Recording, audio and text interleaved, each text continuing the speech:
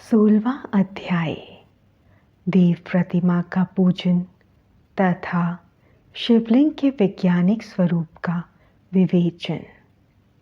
ऋषियों ने कहा, साधु शिरोमणि सूत जी, हमें देव प्रतिमा के पूजन की विधि बताइए जिससे अभीष्ट फल की प्राप्ति होती है। सूत जी बोले, हे महर्षियों, मिट्टी से बनाई हुई प्रतिमा का पूजन करने से पुरुष स्त्री सभी के मनोरथ सफल हो जाते हैं। इसके लिए नदी, तालाब, कुआं या जल के भीतर की मिट्टी लाकर सुगंधित द्रव्य से उसको शुद्ध करें। उसके बाद दूध डालकर अपने हाथ से सुंदर मूर्ति बनाएं। पद्मासन द्वारा प्रतिमा का आदर सहित पूजन करें। गणेश, सूर्य, विष्णु, शिव, पार्वती की मूर्ति और शिवलिंग का सदैव पूजन करें। संपूर्ण मनोरथों की सिद्धि के लिए 16 उपचारों द्वारा पूजन करें। किसी मनुष्य द्वारा स्थापित शिवलिंग पर एक सेर नैवेद्य से पूजन करें। देवताओं द्वारा स्थापित शिवलिंग को 3 सेर नैवेद्य अर्पित करें तथा स्वयं प्रकट हुए शिवलिंग का पूजन 5 सेर नैवेद्य से करें। इससे अभीष्ट फल की प्राप्ति होती है। इस प्रकार सहस्त्र बार पूजन करने से सत्यलोक की प्राप्ति होती है।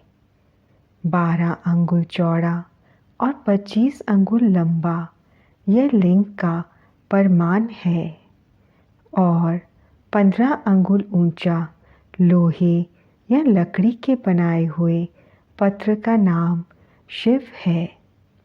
इसके अभिषेक से आत्मशुद्धि, गंध चढ़ाने से पुण्य, नैवेद्य चढ़ाने से आयु तथा धूप देने से धन की प्राप्ति होती है।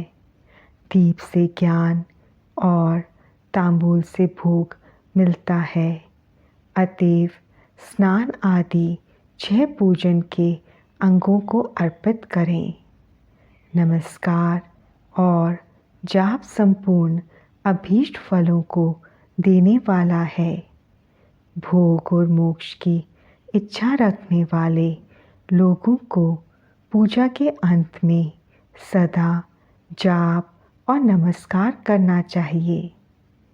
जो मनुष्य जिस देवता की पूजा करता है वह उस देवता के लोक को प्राप्त करता है तथा उनके बीच के लोकों में उचित फल को भोगता है। हे महर्षियों, भूलोक में श्री गणेश पूजनीय हैं। शिव जी के द्वारा निर्धारित तिथि, वार, नक्षत्र में जो विधि सहित इनकी पूजा करता है उसके सभी पाप एवं शोक दूर हो जाते हैं और वह अभीष्ट फलों को पाकर मोक्ष को प्राप्त करता है। यदि मध्याह्न के बाद तिथि का आरंभ होता है तो रात्रि तिथि का पूर्व भाग पितरों के श्राद्ध आदि कर्म के लिए उत्तम होता है तथा बाद का भाग दिन के समय देव कर्म के लिए अच्छा होता है। वेदों में पूजा शब्द को ठीक प्रकार से परिभाषित नहीं किया गया है। पू का अर्थ है भोग और फल की सिद्धि। जिस कर्म से संपन्न होती है उसका नाम पूजा है। मनोवांछित वस्तु तथा ज्ञान अभीष्ट वस्तुएं हैं। लोक और वेद में पूजा शब्द का अर्थ विख्यात है। नित्य कर्म भविष्य में फल देने वाले होते हैं। लगातार पूजन करने से शुभ कामनाओं की पूर्ति होती है तथा पापों का क्षय होता है। इसी प्रकार श्री विष्णु भगवान तथा अन्य देवताओं की पूजा उन देवताओं के वार, तिथि, नक्षत्र को ध्यान में रखते हुए तथा 16 उपचारों से पूजन एवं भजन करने से अभीष्ट फल की प्राप्ति होती है। शिव जी सभी मनोरथों को पूर्ण करने वाले हैं। महाआद्रा नक्षत्र अर्थात माघ कृष्णा चतुर्थी को शिवजी का पूजन करने से आयु की वृद्धि होती है।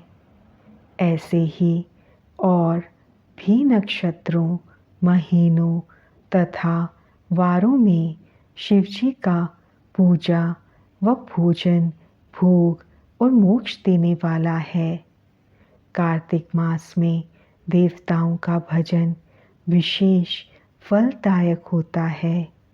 विद्वानों के लिए यह उचित है कि इस महीने में सब देवताओं का भजन करें। संयम व नियम से जाप, तप, हवन और दान करें, क्योंकि कार्तिक मास में देवताओं का भजन सभी दुखों को दूर करने वाला है। कार्तिक मास में रविवार के दिन जो सूर्य की पूजा करता है और तेल व कपास का दान करता है, उसका कुष्ठ रोग भी दूर हो जाता है। जो अपने तन मन को जीवन पर्यंत शिव को अर्पित कर देते है, उसे शिवजी मोक्ष प्रदान करते हैं।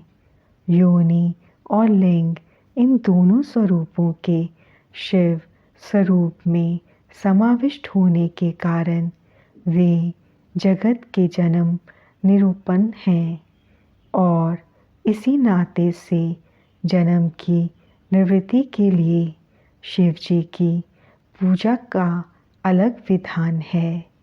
सारा जगत बिंदु नाथ स्वरूप है। बिंदु शक्ति है और नाथ शिव, इसलिए सारा जगत शिव शक्ति स्वरूप ही है। नाद बिंदु का और बिंदु इस जगत का आधार है। आधार में ही आधे का समावेश अथवा लय होता है। यही सकलीकरण है। इस सकलीकरण की स्थिति में ही सृष्टि काल में जगत का आरंभ हुआ है। शिवलिंग बिंदु नाथ स्वरूप है, अतः इसे जगत का कारण बताया जाता है। बिंदु देव है और नाथ शिव, इनका संयुक्त रूप ही शिवलिंग कहलाता है। अतः जन्म के संकट से छुटकारा पाने के लिए शिवलिंग की पूजा करनी चाहिए। बिंदु रूपा देवी उमा माता है और नाथ स्वरूप भगवान शिव पिता। इन माता पिता के पूजित होने से परमानंद की प्राप्ति होती है। देवी उमा जगत की माता हैं और शिव जगत के पिता। जो इनकी सेवा करता है, उस पुत्र पर इनकी कृपा नित्य बढ़ती रहती है। वह पूजक पर कृपा कर उसे अपना आंतरिक ऐश्वर्य प्रदान करते हैं। अतः शिवलिंग को माता पिता का स्वरूप मानकर पूजा करने से आंतरिक आनंद की प्राप्ति होती है। भर्ग शिव पुरुष रूप हैं और भर्गा शक्ति प्रकृति कहलाती है। पुरुष आदि गर्भ हैं, क्योंकि वह प्रकृति का जनक है। प्रकृति में पुरुष का संयोग होने से होने वाला जन्म उसका प्रथम जन्म कहलाता है। जीव पुरुष से बारंबार जन्म और मृत्यु को प्राप्त होता है। माया द्वारा प्रकट किया जाना ही उसका जन्म कहलाता है। जीव का शरीर जन्म काल से ही 6 विकारों से युक्त होता है, इसलिए इसे जीव की संज्ञा दी गई है। जन्म लेकर जो प्राणी विभिन्न पाशों अर्थात बंधनों में पड़ता है वह जीव है। जीव पशुता के पाश से जितना छूटने का प्रयास करता है उसमें उतना ही उलझ जाता है। कोई भी साधन जीव को जन्म मृत्यु के चक्र से मुक्त नहीं कर पाते। शिव के अनुग्रह से ही महामाया का प्रसाद जीव को प्राप्त होता है और मुक्ति मार्ग पर अग्रसर होता है। जन्म मृत्यु के बंधन से मुक्त होने के लिए श्रद्धापूर्वक शिवलिंग का पूजन करना चाहिए। गाय के दूध, दही और घी को शहद और शक्कर के साथ मिलाकर पंचामृत तैयार करें तथा इन्हें अलग अलग भी रखें।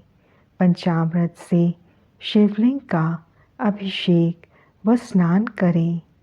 दूध व अन्न मिलाकर नैवेद्य तैयार कर प्रणव मंत्र का जाप करते हुए उसे भगवान शिव को अर्पित कर दें। प्रणव को ध्वनिलिंग, स्वयं भूलिंग और नाद स्वरूप होने के कारण नादलिंग तथा बिंदु स्वरूप होने के कारण बिंदु लिंग के रूप में प्रसिद्धि प्राप्त है। अचल रूप से प्रतिष्ठित शिवलिंग को मकार स्वरूप माना जाता है, इसलिए वह मकार लिंग कहलाता है।